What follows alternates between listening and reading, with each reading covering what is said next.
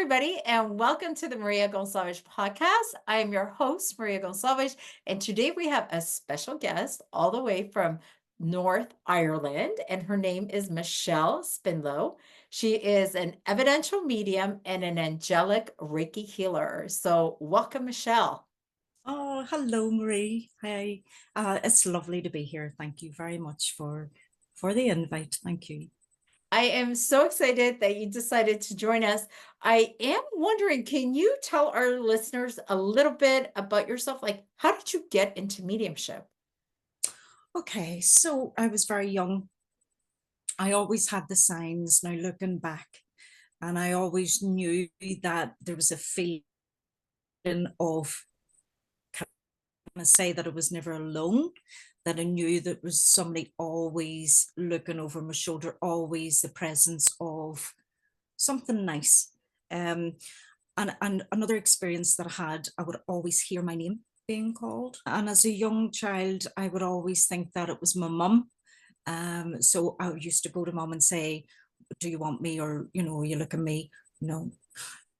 So, and the funny thing is, Maria, that my young son actually does the exact same now. So he hears his name and comes to me, "Mum, do you want me?" And it's just the exact same experience. So it's lovely. So at a young age, Maria, that I was very aware, and I always knew that there was something out there, and there was something that was unexplainable, but I knew it was a knowing of something different. Yeah, I so I love it. always went looking. So, like, how old were you when that happened? Possibly I can remember back till about 7, 8 year old. Um, So, did you tell your parents, like, are you calling my name? Like, how did that conversation go? I used to just ask Mum, "Will you look at me?" And she would have went no, so I left it at that. But there was a lot of different things that which I thought as a child it was normal, to see things behind you, so I always knew, or I would have looked behind me and I thought somebody was here, and it's in my own bedroom or in my own home, or um repetitive dreams that kept happening and happening. And like bit by bit, nothing ever changed, and this went on for years, many, many years of that exact dream. um Wow. so yes, always knowing that there was a presence. And one of my favorite places to be was quite close to our garden, where I grew up. And I used to sit outside at night time and look at the sky, and look at the stars and the darkness of the sky, and know that there's something bigger out there. Not in those words, but I knew that there was something. I could sense it, I could feel it, but it was also a sense of a bit lost, not fitting in. So I knew that from a very young age of feeling different. I think that's super fascinating. I am curious, did you ever wonder, like, who is calling my name? Or you're just like, well, it's not mom. Oh, well. And you just kind of like, forget about it. Or were you curious, like, if it's not mom, then who? I don't know. I'm just curious. There was just no answer to it, because I would have thought, well, it's not mum, but I knew if I thought too much into it, that Mhm. it might frighten me, or it might sort of open up, because I was always seeing within the, so say for toxic, if I had a wardrobe that was a wee bit open and it wasn't closing properly, I knew that something, and I knew that images, so I could see images quite often, on the wall, on the ceiling, different things that it was like, or cloud watching. I was an absolute, yeah, I just loved seeing different things come up, in the clouds. So, yeah, it's quite strange. I So was quite a lonely little child, you can tell. you had Yeah, big yeah, imaginations, what it sounds like. absolutely. And So, it also sounds like you were extremely clairvoyant as a yeah, child. yeah, yeah. My clairvoyance is still pretty strong. Um, and I know that spark keep changing, that way, because they throw in the emotion and the sense, yeah. So, but the clairvoyance seems to stay with me, Yeah. so I will go with visualization and what I see. So, yeah. I love that. So what was the push that got you into training to become an evidential medium? Okay, so let me see right back. There's been different chapters in my life that has started my development, started my journey, but then it had to stop through. I had two near-death experiences, and one of them took place whenever I was very tiny, very young little girl. Um, I had a virus, a bug, and the hospital had give mum a medication for me. But Mhm. instead of the medication helping me, it fed the virus that was going on in my body. Oh, wow. And then it had literally stopped me breathing. So they had to bring me back again. So they had to revive me. And I spent probably a year in a specialized hospital, How old were having you? transfusions and things like that, in my blood. And, so it was quite severe. But it just seemed at that time that I still remember every little detail of the hospital, being quarantined, of nobody was allowed near me, different things. But I always knew that it's hard to put into words, but I knew I wasn't on my own. Yeah. I knew I was isolated, but at a very young age, I knew that there was someone looking after me. There was somebody there with me by my side, no matter what. Um, so I remember at that moment, especially, it was like, wow, you know, there's something, Yeah. and I don't know what. So, but it was that knowing that But how I old was, were you when that happened? I would have been about 5 year old. Oh, Yeah, so you're just about a kid. 5 year old, because mum had actually just run. I'd stopped breathing, and she'd just run. A neighbor had met her and took me, and he had took me because mum, she would probably just completely freak out. Yeah. Yeah. So, and then the ambulance had come in at that certain time. But yes, yes, a very young age. But the next one was actually whenever I was that wee bit older, and I reckon about 11 or 12 years of age. So I was involved in a head-on collision. We were out in the car with my father, and it was basically a hit and run as well, so it was a head-on collision. And remember I remember the impact of it, but then there was nothing. Yeah. But then I remember the feeling of this overwhelming feeling of love, Yeah. if that's the way to put it into words. Yeah. But then I must have came round again, and I was laying on the ground, I was on the road, so I'd been through the impact, it threw me from the car. Um, but it took it in step by step of feeling that warmth and feeling of that, belonging. But Yeah. even though nothing was registering, I didn't know what was going on around me, because it just wasn't, it's just as if I did, I went into another place.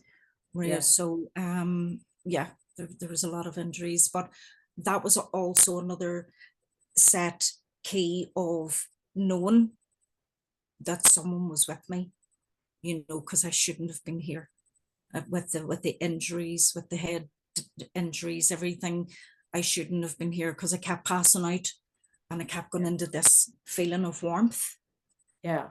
and then I kept on coming back, and it was basically all about no, it's not your time. Okay, so I know with those two experiences, um it really made me feel um even more different. I'm so sorry.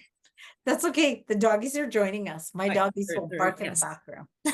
But the initial answer to your question, it was, I'd went through different stages of my life, Maria, where I needed to go through health wise, and it did interrupt my development of what I needed to be in those spaces of, I had to learn how to walk and things again, you know.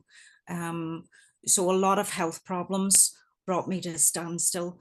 But basically, I'd say 2012 was my year to kickstart.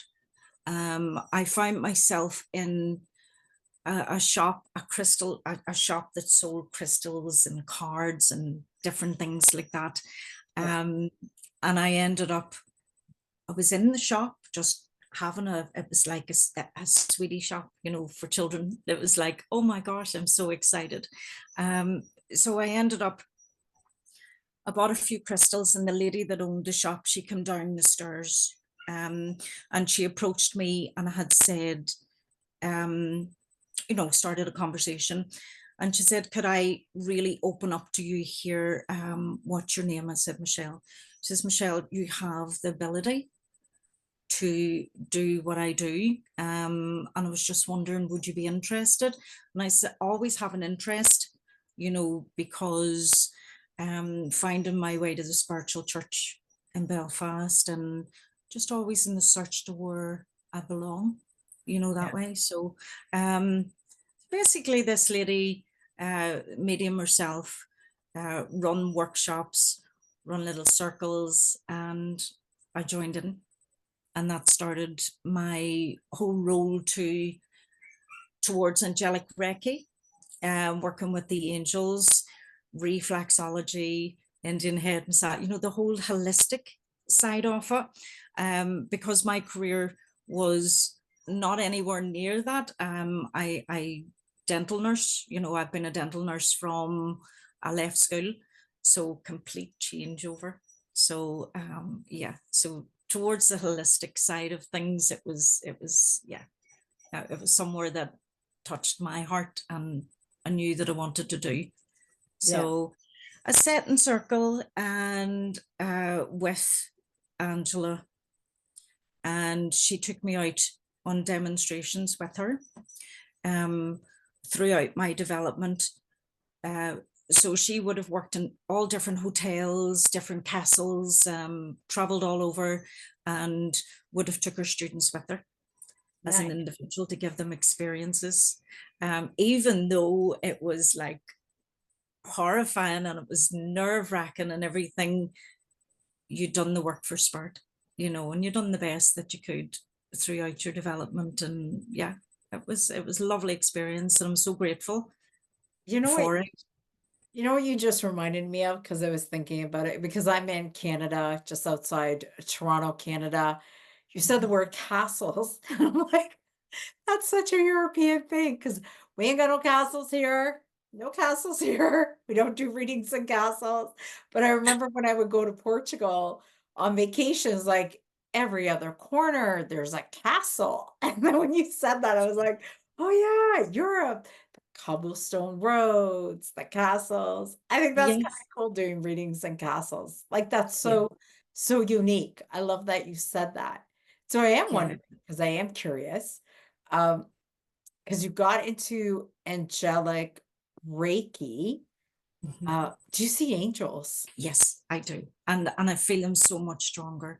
The archangel, the archangels, just when I do my healing, actually I had one yesterday, and whenever I do, they give me the name of one of the archangels that is actually relating to what, you know, the person that's come along for a bit of healing, you know, so it gets them interested as well, and the reasons. And yeah, so more of whenever I was younger, you know, Yeah, in that brighter light and that beautiful, because I feel as if the whole time that I was a kid growing up and not knowing, yeah. that was the feeling of that love and that awareness, you know, and So I do feel. yeah. So did you grow up as a family believing in angels? I'm always curious how people get into angels. I came from quite a dysfunctional family. Yeah, So I was left to rear myself. I was left quite a lot on my own. My brother and I both. And, you know, living our lives through the troubles in Northern Ireland here, um, obviously it was quite a scary time, you know, and we all seen things, I seen things that children should never have seen, because it was a war. There was people being shot, there was bombs going off. It was just all, and you were in the midst of it, So to be honest, I really was quite a quiet young child that was a bit lost in the world, you know, but always knowing that sense. But coming from a dysfunctional, and I say dysfunctional because it's because of the situation that was happening in this country. And because of that war zone, and my dad happened to go away to prison for quite a number of years and things like that. So, it just put that whole picture together that I had to fend for myself. Yes, mum was there, but mum had obviously, she had a lot of things to deal with herself. So, yeah, I learned to sort of stand on my own, and I would have really searched for something. There was a wee local church, and my family do not do the church thing, but I always found myself craving and being directed to this small, tiny church in our area. And the guys in the church were so lovely, they would have invited you in, like Sunday school and things like that. But it was always me on my own, which Yeah. I find fascinating now, to walk in somewhere as a child on your own, but it was a safe space. So what they used to do in the summertime, but whenever I lived, there used to be a big grass verge of, they used to come along to every different place of area and set like rugs down as if you're going to have a picnic. But they would have came along with their wee Bibles and their guitars. And I was first one on to that blanket on the ground and listening to the songs, joining in Bible stories and, just different things like that. So I know that that was my direction Yeah. to that love and to that belief and to fitting in. I really believe that that was something that was happening and opening up, because I did not Wow. come from Yeah. a family that went to church. Yeah. Oh, my family was hardcore Catholic. Our background, like I'm Portuguese, so from Portugal, like it's a strong Christian faith country. So yeah, we had church, we had extra days of church. My grandmother, she'd give me a Bible. Now, my grandmother would have been quite a strong lady in my life, her and my aunt. So she had give me a Bible that I still have to this day. And I Yeah. used to read through it. And I mean, it's quite old Bible, and it's a lot of different manuscripts and wording and things like that. But as a child would have sat and read Yeah. just to find out more. And yeah, that big question mark. Yeah. Yeah, and then I have a Bible, like my dad passed away and I got his Bible and it's all in Portuguese. So now I'm so grateful that when we were young, my dad was all about education. So we went to Portuguese school 3 times a week. Went to church whenever that church was open. My parents loved to hang out at church because when you're little, it's like we're going to church. We're always at church, but it's all good. It's all good. But Yeah. just learning Yeah. that language, and now it's like, "Oh my god, I got his Bible, and it's in Portuguese," and I just have, like, I think when we're young, we don't have that appreciation. It's just like, "Oh, I have to do this." And then when you Absolutely. get older, you're like, oh, the memories, the appreciation Yeah. for everything you had. Because when I know when I was young, it was like, "Okay, we're gonna go pray again." But now it's like, "Ooh, half my family doesn't know how to pray a rosary, but the other half can pray." So I'm so grateful. Like our parents are like, and you're going to learn to pray and do this stuff. So I don't know why I went off there, but anyways, back to you. I always believe, Maria, the power of prayer. Yeah. I do. I mean, it's something special to me now. Um, like meditation, like sitting connecting with your own soul. And that's all things that I've learned. And I probably was doing that more as a kid without realizing, because of Yeah. the quietness, and Yeah. because of that conversation that I was having with either my higher self or, Yeah. yeah, it was just that. But I know, talking about church, that the first time that I walked in through the doors of Belfast Spiritual Church, I felt at home. I felt that I'd found my space and where Yeah. I belong, and that missing piece of puzzle, you know, because questioning, of who you are and what, and it was just so many questions going around and so much confusion in Yeah. my world of, Yeah. but everything seemed to fit into place whenever I walked into it. Was a feeling. So that clairsentience was just like, oh my gosh, I don't know anybody. I've walked in here on my own, Yeah. but this feels right, you know. And then I went on to serve the church, uh, probably about 5 or 6 times now. I've had the honor to do their platform, um, and a set in circle for a wee while there. I met Yeah. some lovely people. So yeah, I absolutely. love that. I love when that you're able to go to the churches, because I think in the beginning of my journey I tried out different spiritual churches and I was like, yeah, it doesn't feel right. Yeah, it doesn't feel right. Then I went to two and I'm like, I love the feeling.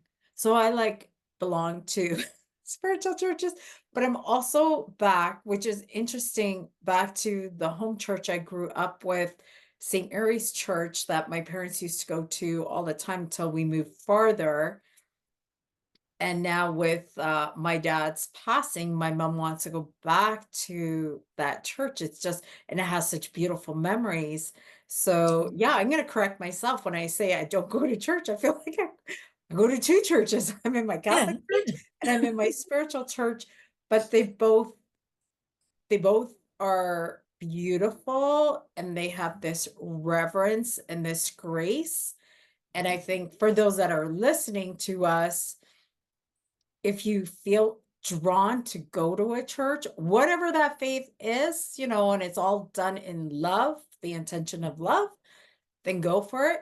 But if you had bad experiences, you're just like, yeah, no church for me, that's okay too. I think it's absolutely. important to say that because I know for years I had a bad experience in the church and I didn't go to church for a couple of years because I was just like, yeah, you ain't getting me back in there. And all of a sudden now I find I'm in two churches. So Yeah, three churches I think, actually. yeah. I rotate. I got to show the love. I know for us growing up with the church, like with St. Mary's and with my family, my aunts and my uncles, they were heavily involved in the church and the fundraising. So Mhm. on the weekend, there would be festivals growing up. And I still talk about that with my cousin because it's not the same as it was like 30, 40 years ago when we were little kids, because obviously times have changed. Uh, you get different priests in, but the nostalgia of it and the memories of it, I remember it being so much fun. Yes, we did a lot of praying, a lot of praying, a lot of praying. But I remember the fun part of the festivals on the weekend, the street festivals, and Yeah, hanging out with all the other little kids and the lollipops and that. So I remember those beautiful memories because yes, for me, those were the memories. And I know also when we would go to Portugal. In Portugal, there's street festivals. Like they'll have the church and you celebrate the church. And on the weekend, there'll be street festivals. So the singing, the dancing, like so lively. So I love that too. yeah, We need more of that, more of the lively, more of the singing, more of the dancing, because it's fun absolutely. and it brings people together, it brings community together, which I absolutely love. So, oh, quick question.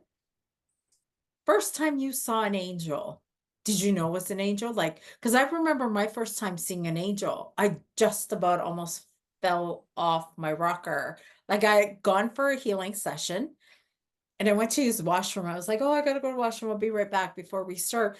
And then when I came back in the hallway, there was this giant, I don't know what it is with angels. Why are they so tall? Gigantic, like 10-foot angel, all dressed in this blue gown, because that's the way they appeared to me. And I went like, oh, I took my breath away. And will never forget that first experience visually seeing an angel like I see you. So it was objective. I swear I could have touched the fabric and the skin and the glitter. And it was just like it was breathtaking. So I am curious, what was your first experience seeing an angel? My first experience was more of that outline of like this magnificent image of, and it was very much, it was in my grandmother's home, and it was very much like as you describe the height, the it just lit up the room, and it was just this, it was more for the feeling that came afterwards. I wasn't frightened. I Yeah. had to stay at my grandparents because I was just out of hospital, but it was this sense of warmth. It didn't frighten me in the slightest. That seeing, because sometimes whenever you're waking up in the middle of the night, you're like, yeah, but there Yeah. was none of that. It was this peacefulness, and it's this. Whenever I did actually, I drifted back to sleep again in such a content. There was no fear. There was nothing like that attached Yeah. to seeing or to Yeah. feeling. It was just everything's okay. And it was just this drifting back to sleep again. And the next morning, I remember thinking, oh my gosh, like seriously, but never questioning. There was never any doubt in my mind about any of my experiences or any of my feelings. It was Yeah. just accepting, Yeah. like hearing the voices of mum calling me. It was just, that's okay. And maybe that was because as a child I never went into too much thought about things.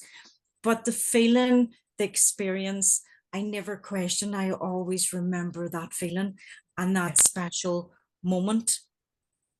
And then it became a way, especially whenever I started carrying out the healing. I had Angelic Reiki done Yeah. um as a kid growing up. Probably the strongest part from I was 16 upwards, I suffered really severe depression Yeah. and the trauma and things like that. And I remember going through all this counseling and things like that, and they were saying to me, no, we can't talk to you about this because it's like opening that can of worms that you will never be ready for. you know and it was the truth. It was the truth. It would be too damaging, and what's the point in reliving everything again, because there's quite a lot. But Yeah. the fact that, you know the blinker thing and the fog type, I was still in that wee world of don't ask too many questions, just keep going, just keep Yeah. going. And looking back now, I think, wow, I didn't know who I was. I didn't realize exactly what was going on around me or the dangers and stuff like that. Yeah. As an individual wee soul, I just kept moving forward. And it's now that I look back and I think, okay, that was protecting me for a reason. So all that sort of, yeah, Oh, just keep absolutely. I going can't even forward. imagine what it's like to grow up in a war time like that. Yeah, that would Yeah. do stuff to your memory, and your memory would block stuff out just to protect you There from was going. lots of experiences that I think that, and I know life's life, but, the traumas and, as I mentioned earlier on about my mum, dear lover, my mum's still in the living, thank goodness. And, she went through an awful lot. But, all these things I look back on and I think, that's made me the person who I am today, and it's my healing, it's my work on self, and it is the most important thing. So, I mean, I have two beautiful boys, two sons, and I teach them everything that I've learned. Oh, Okay, that's so beautiful. yeah, And just the absolutely. empathy that you've grown, like, wow. Like you've had Yes. a lot of life experiences. So I have a question about mediumship because I love talking about angels. I could talk about Yes, yes. angels and healing forever. But I am curious with mediumship. Did you have ever have an experience where you were scared of your own mediumship or mediumship experiences? Because I know I have. I have always found this height of excitement and trust. Sometimes I speak to people and they would say, it's the trust. I know they're there. I know Yeah, they will never, ever, ever be anywhere else, and I know that it's part of me. I think the whole acceptance was years back of I am a medium. I can't, because sometimes still now, I don't know about yourself, Maria, sometimes you think, wow, do you know, I don't know these people. I'm able to connect with them. I'm able to describe them, yeah, and when you do get really good evidence, like names and things like that, and you're thinking, it touches your heart that, you yeah, know, that ability is there, that ability to help other people heal yeah, and to bring a bit of comfort into someone else's world from the pain that they go through. I've yeah. lost, I mean, my grandparents were my world, so I know that pain, what that pain feels like. Um, Wow. and I've had experiences of losing in my life, we babies that didn't make it, and there's so many. And I know that if I can just bring that wee bit of comfort to someone, well, that's what I'm here for. That's exactly what we're here for. Yeah, it's to That help. that is true, to prove Yeah, that the soul keeps living forever. yeah. So the Yeah. mediumship is it just, yeah, every day, every I day. love it. I I'm love it. gonna Yeah. say I was scared of my mediumship, scared out of my mind. I slept with the lights on because I was so scared of it. Because I'm like, what is going on? Am I going nuts? What? Because in the beginning of my mediumship, it was objective clairvoyance, so I would see people solid. So I'm like, "Oh my god, there's an intruder in the house. How'd you get in here? Where did you come from?" So I had a lot of freak out moments. So I'm always so curious if in the beginning of your mediumship, if you were ever afraid of your own abilities as it was stepping in, but I also never had it as a child. Or maybe I think maybe I did have experiences, but I wouldn't call it mediumship. Mm-hmm. So I Mm-hmm. find that interesting that you're so calm and at peace.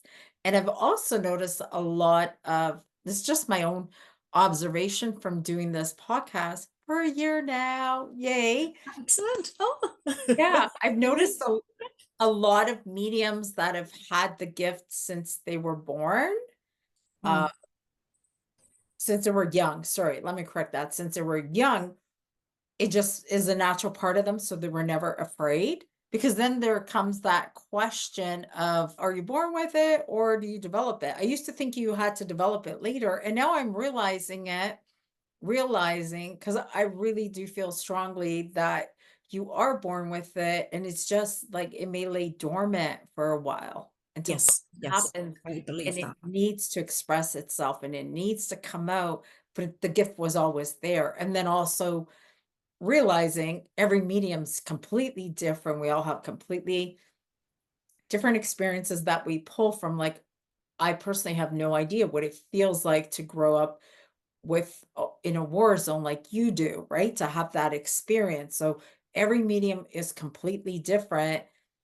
So our abilities are completely different, which I love because I love being unique and I love meeting other mediums, and their abilities are so unique because their life experiences are so unique. And I love Yeah. that you're not afraid. But what do you think? Are we born or are we made as mediums? I honestly agree with what you said there. I feel as if, not everybody, obviously, because there is a debate that we're all born and we can do mediumship. My own personal opinion on this, I don't feel that everybody's a medium. I know that everybody's psychic. And not every psychic is a medium. But I do feel, does that make sense? Did I say Yeah, that the right way? yeah, Um, but I do feel that it is to do with our life experiences, because right up until um 2012, that was my time to start helping people, to start doing my development, to work with spirit, even though they're in the background. But Yeah. that was my communication, my time to learn how to communicate. And Yeah. people think, well, what do you need to learn for? You know, there's so much behind the scenes that you have to, as now you'd agree, Maria, Yeah. we have to, it's not that direct phone call, where you're going, hello, hi, Michelle, could you tell David this, not, it's not that, as you know yourself, and there's so much to learn.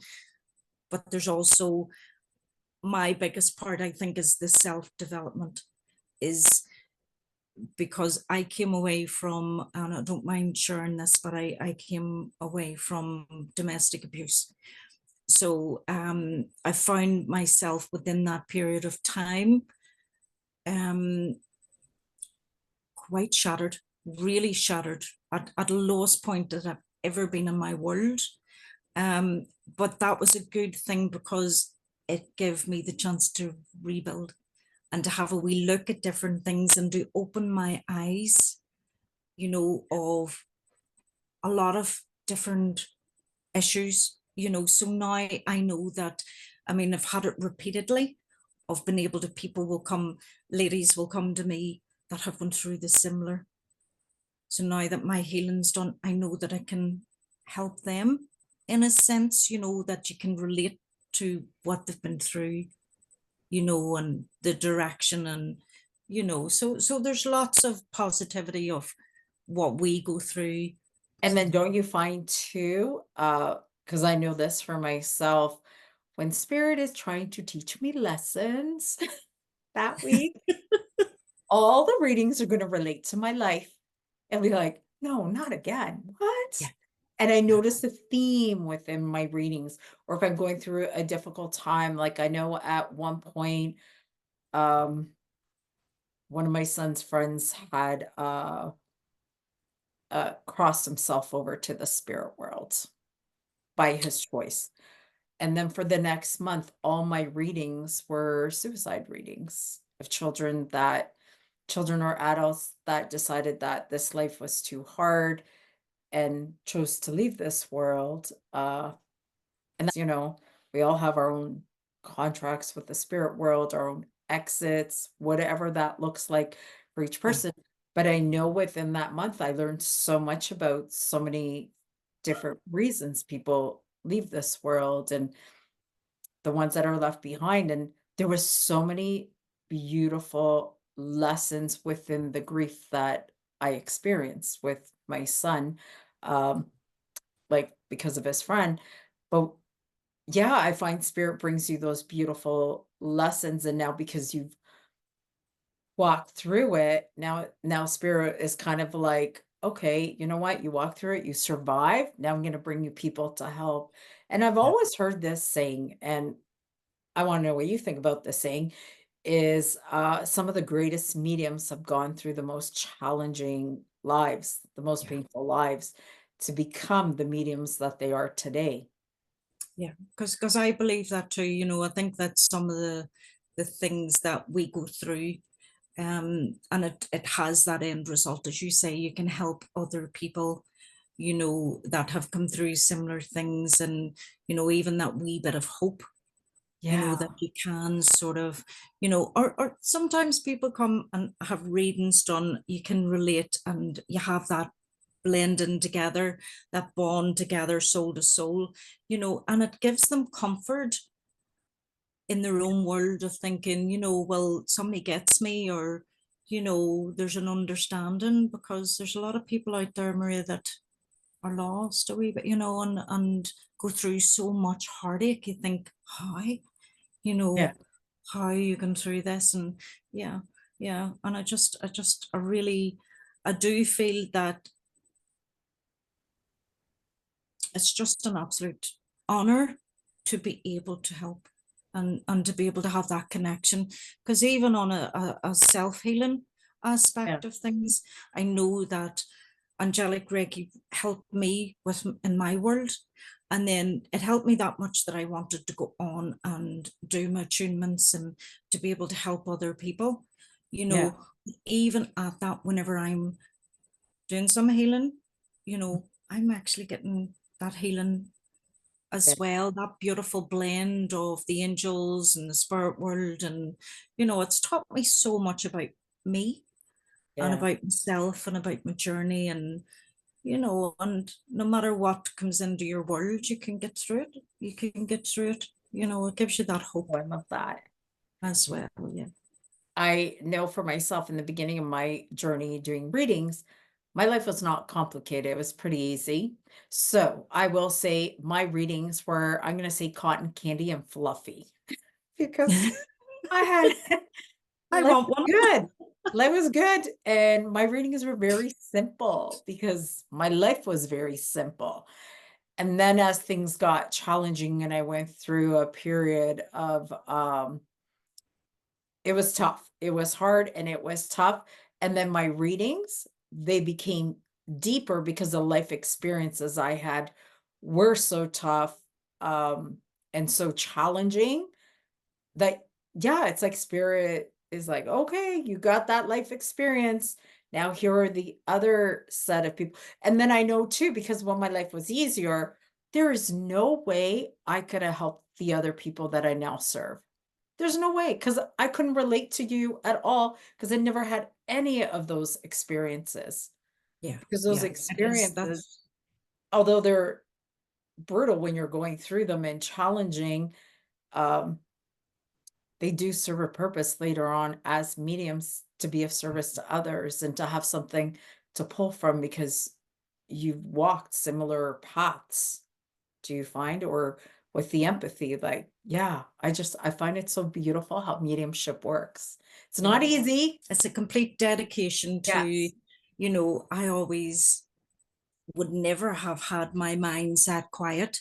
I was an overthinker. I couldn't be quiet for 2 seconds, even though I was a quiet child, but that mindset just kept the clogs round, round, round.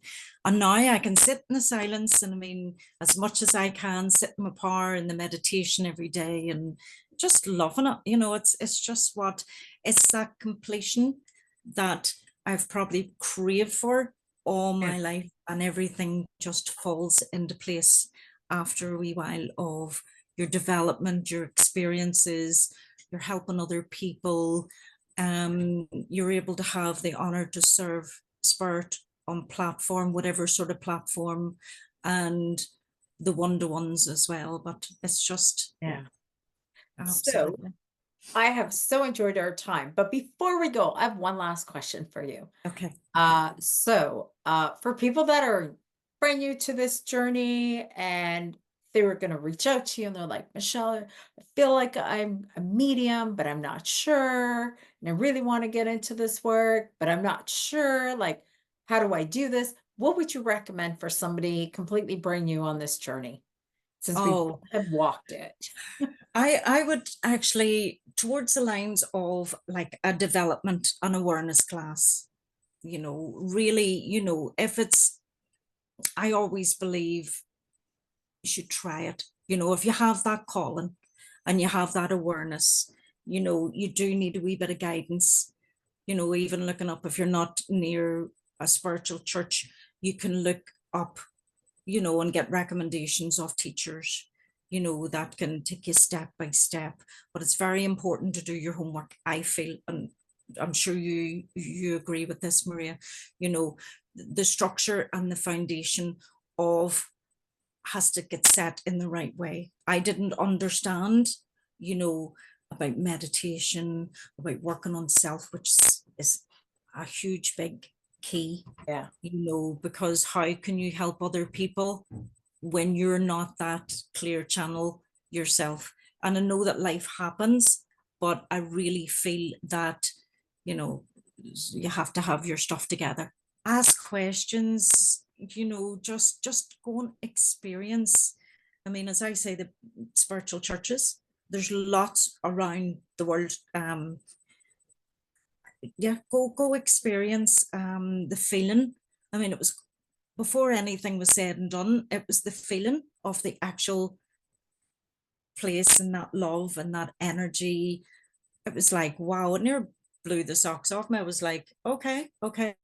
And I had the privilege and honor, which is an understatement, of doing a couple of communications in a church called Longton, and it's a spiritual church, and it's where Gordon Higginson, where he started off, him and his mother. And if anybody ever gets the chance to have a wee read about him and his mum, Gordon was one of the youngest mediums, but he set in meditation, or set in his power from a very young age. Okay. um I had the honor to serve his church and his mother's church, Wow.